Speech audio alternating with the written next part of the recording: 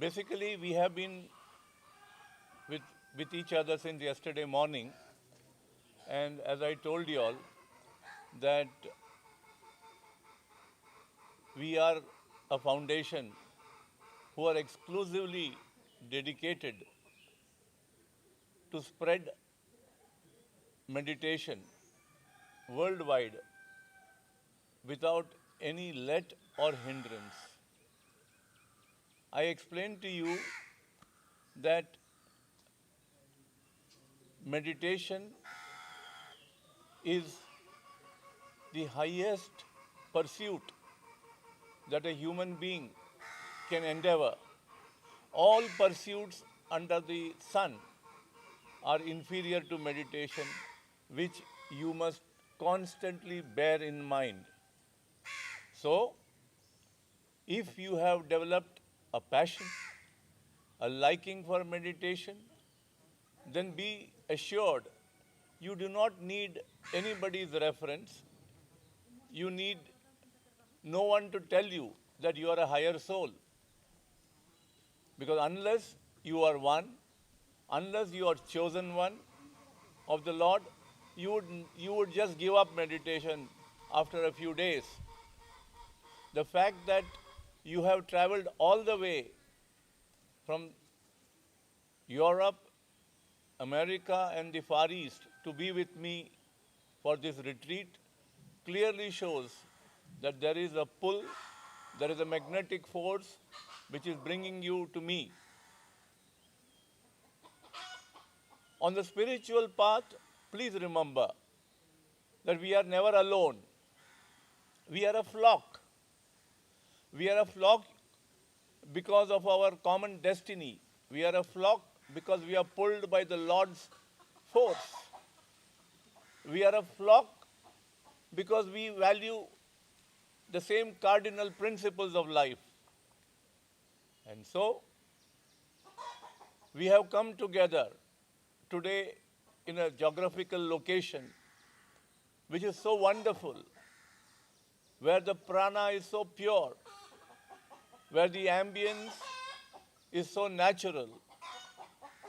In other words, we are in the embrace of the Lord. Now, having said this, let me now commence and take you into the first frame as if of dhyan or meditation as it is known in English. We need not go into the semantics of meditation because all of you are already well versed with the subject. All of you have had some pre-experiences prior to coming to this retreat. You have all had the privilege, if I may say so, of reading various scriptures and books, lectures and seminars and workshops, what have you. So having accumulated a wealth of information and knowledge, you are now standing poised for a takeoff. This is what I believe strongly. I will give you the reasons for that. If you were to look at the plethora of books that are available on meditation, you will find the author struggling to explain to you what is meditation. In different ways he will struggle. And thereafter, he would quote a few Sanskrit passages from some ancient texts, and then he would go into the foray of what a particular yogi or a spiritual person has said about meditation, and so on and so forth. A lot of religious, semi-religious philosophy would be woven. A lot of yoga will be brought in, and then the book would end, leaving you with very little knowledge as to how to embark into the deeper layers of dhyan. The Inner Light Cosmic Meditation, I shall now give you the book, show you the book, is a book which was born in the course of meditation. Probably it was the wish of the Lord that a book should come into place and be available to people, whereby from cover to cover the book explains in lucid terms various aspects of meditation without going into any kind of philosophical reach. In fact, I would like to read out the last few lines on the last cover. It says, the Inner Light Cosmic Meditation unfolds the ancient mystery of meditation in a manner that can be comprehended and practiced by all who are keen to live a meditative life within the framework of their multifaceted busy life. Here we are, within the framework of their multifaceted busy life. In other words, cosmic meditation as being practiced by us will not make you change your lifestyle. But as meditation rolls inside you, as it thickens inside you, as it deepens inside you, as you transcend various layers of life and start going towards the summit, obviously there would be changes in your lifestyle. But they are all changes brought about with your consent, with your will, with your determination, with your passion to go into dhyan in a manner that it becomes a blissful enterprise, so to say, within you.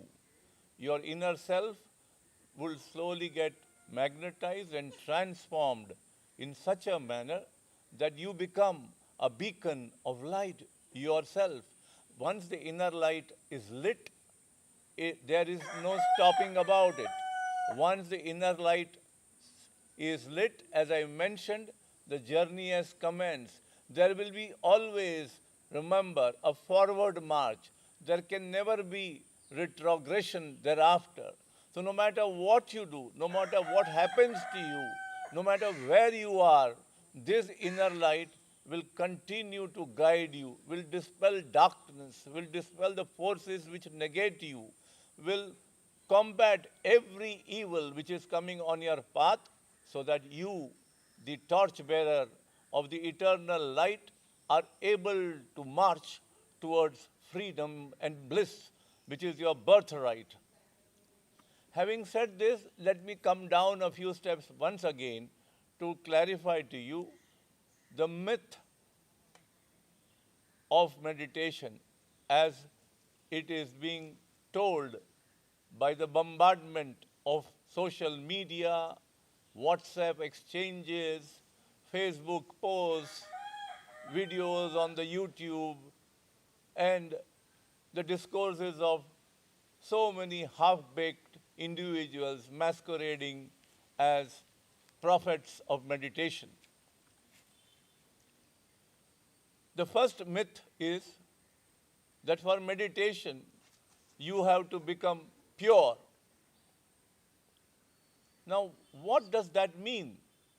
It means that people are thinking that if you are smoking, you are impure. If you are drinking liquor, you are impure. If you are consuming non-vegetarian food, you are impure. If you have multiple sexual partners, then you are impure. If you have not taken bath to sit for dhyan, you are impure. What have you? So many such inflictions have been placed by mankind, which obstructs a sadhak, a seeker, when he commences his journey towards meditation. None of these are very important. What is more important is your focus, your interest, your passion, your love for your maker.